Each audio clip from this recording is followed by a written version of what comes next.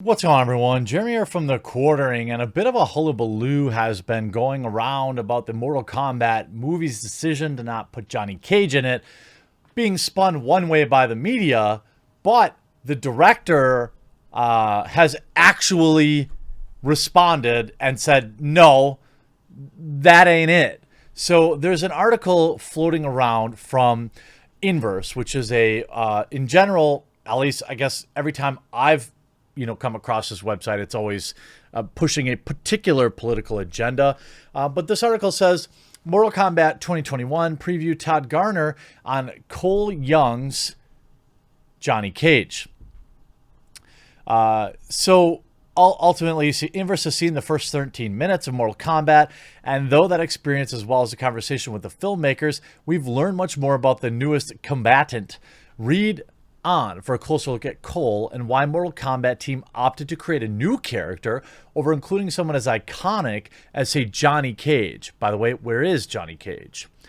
While there are rampant fan theories about Cole Young, such as theorizing that Cole is chameleon, Mortal Kombat producer Todd Garner said that there are very practical purpose for debuting a new character. Speaking with Inverse as well as other outlets, Garner says that the addition of Cole Young allowed the filmmakers to do exactly what they needed to do, get everyone on the same page.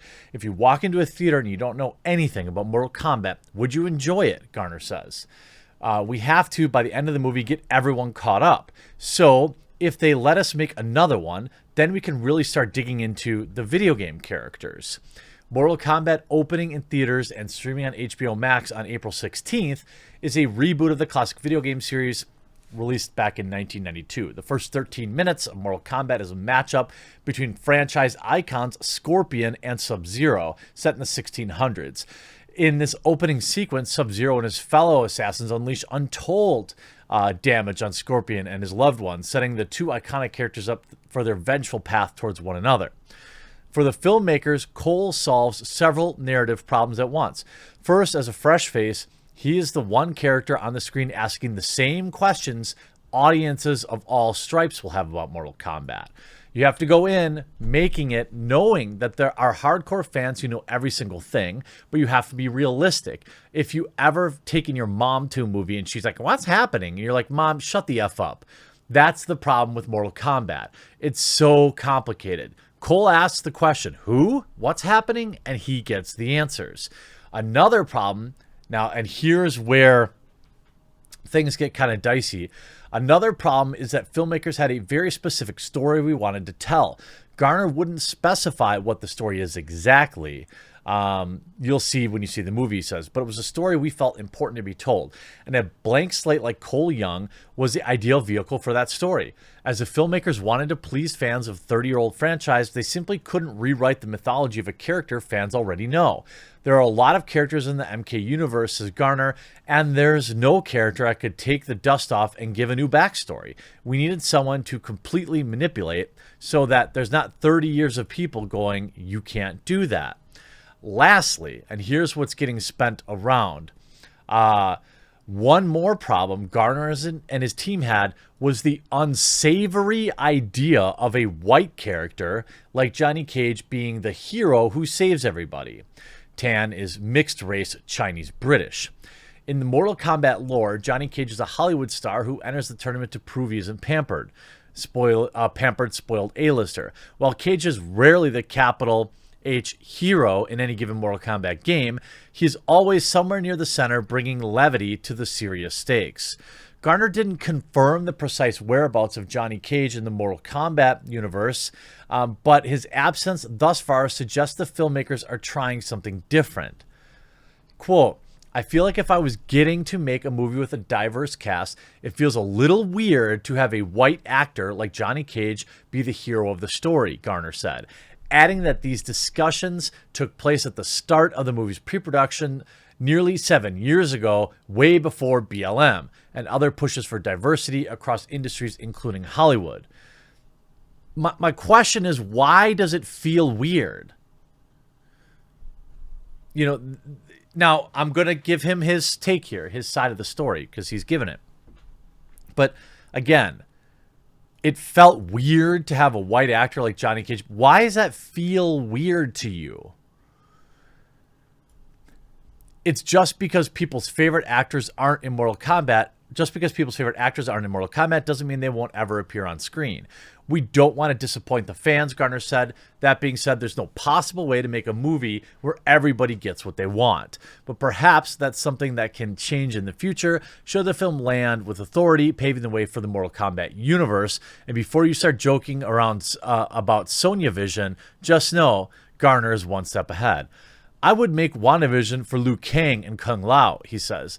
I would do a Stryker movie. I would do Sonya and Jax movie and make it like Black Hawk Down. I'm not trying to fight fans. There are legitimate reasons we did everything. Now, after this quote hit YouTube, Todd Garner has started going on the counteroffensive here, and it's refreshing to see. He must follow me on Twitter because I don't follow him, or he must be following the story. I just followed him after this because I'm going to reach out to him. But I wasn't even talking about the movie, and I see boycott Mortal Kombat movie director is an ist. Todd Garner responds saying, not true. Just want to make sure his story is the focal point in the sequel, if there is one. Are you saying that the interview twisted your words? Todd replies, this is like minutes ago, fresh. No, just didn't take everything I said into account. I love Johnny Cage and didn't feel he fit into this story. He will get his due and more if they let me. And he says, okay, I can respect coming out and speaking with people about this. My pleasure. I truly love the franchise and fans. Now, did he say something weird? Kind of a weird Hollywood virtue signaling line, like it felt weird to have a white guy as a hero in a movie. Yeah, I mean that is kind of weird to say, and I mean instead, why not say like, hey, he just didn't fit in the story? Why have that extra narrative about his skin color? But you can see here, you know, Mortal Kombat movie doesn't feature Johnny Cage for one simple reason. And Todd Garner retweeting that article saying, I love Johnny Cage and I can't wait to do more with the character. But this is, of course, via Digital Spy. Saying, speaking at a recent press event, Mortal Kombat producer Todd Garner explained that the reason Johnny Cage isn't being included in the movie is due to wanting to create a sequel just for Johnny.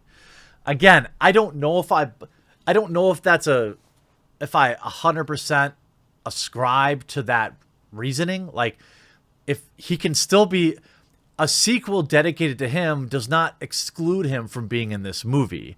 There are some dicey, like, these logic don't track things, but the fact that he's out there refuting it should tell you that he's probably telling the truth, or maybe he doesn't have all the say that he thought, you know, that we might think. You know, the idea that, you know, he said it's a cop-out to all of a sudden have Ryan Reynolds, not him, but as a lead, felt a little disingenuous to have, to me, super easy to bring him in. It's a big bombastic way of... Oh, wait, what is he talking about here? Sorry. Garner went on to explain that it felt weird for him to put Johnny in the first movie as he was trying to do something more diverse.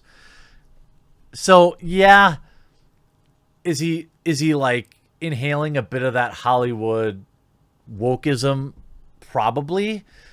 You know, you can have a diverse cast that still includes Johnny Cage. Like, I don't necessarily buy that, but I am willing to give him the benefit of the doubt, at least temporarily, because he's out here trying to refute it. If Todd Garner was saying, like, you see him saying, Mortal Kombat producer confirms Johnny Cage removed from the movie because he's white. You know, you see, it's okay here for the fans and their questions.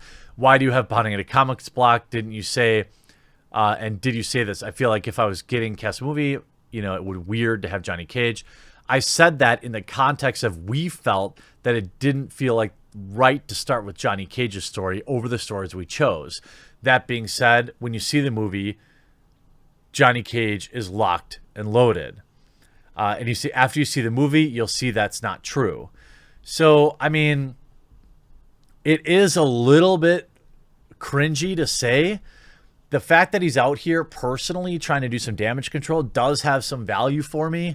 But I will proceed with caution. That's what I'll say, and I think that Todd would think that that's a fair response, just based on what we've seen with Hollywood, and that just that one line was really weird. I hope you enjoyed this video. Let me know what you think.